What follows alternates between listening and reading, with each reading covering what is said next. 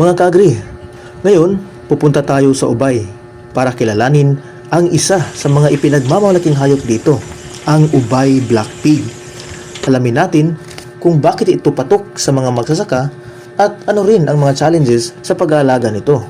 So patungkol sa benepisyo, una, matibay at angkop sila sa lokal na klima. Ang Ubay Black Pig ay isang native breed, kaya sanay na sanay ito sa init at kondisyon sa Pilipinas. Kahit sa backyard system sa Bohol, kayang mabuhay kahit minimal ang housing.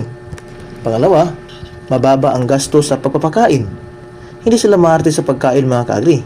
Pwedeng pakainin ng mga lokal na resources tulad ng darak, damo, at even sa kitchen waste. But yan po rin ay sa ngayon ipinagbabawal sapagkat meron tayong ESF. No? So, sa halip na pure commercial feeds, pwedeng ihalo ang copra meal at root crops kagaya ng mga cassava, sweet potato, etc. Pangatlo, mataas ang demand sa native pork mga kaagri. Mas malasa at mas preferred ng ibang consumer ang karne nito, lalo na sa lechon. So, mas mataas ang presyo ng native lechon kumpara sa commercial white pigs. So, kailangan lang natin i-establish yung market mga kaagri. And this is very in demand po ito doon sa ating health conscious consumers, no? So, pangapat, mas matibay sa sakit. So, compared sa imported breeds, mas resilient sila sa common diseases. Mas mababa ang mortality rate sa smallholder farms.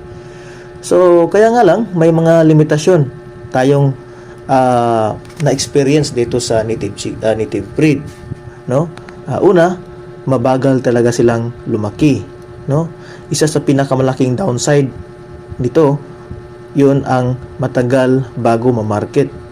So, abutin ng mas mahabang buwan mga kaagri kumpara sa commercial breeds bago umabot sa slaughter weight.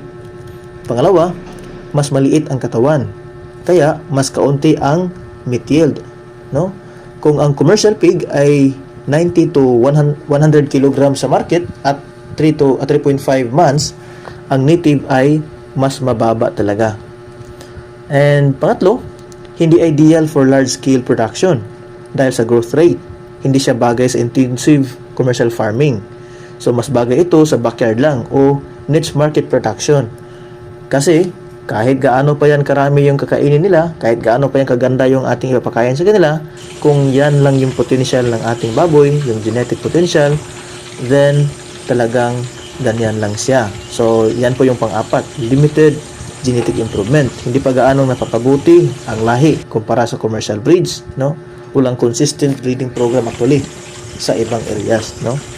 So, mga kaagri, ang Ubay Black Pig ay perfect para sa sustainable at low cost na farming, lalo na sa backyard systems. Pero, kung target mo ay mabilisang production at mataas na volume, kailangan mong mag-consider ng ibang breed, no?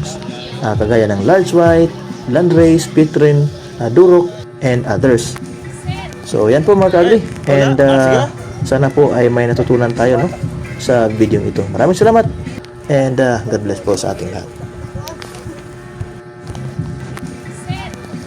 Ay, wala? Sige na.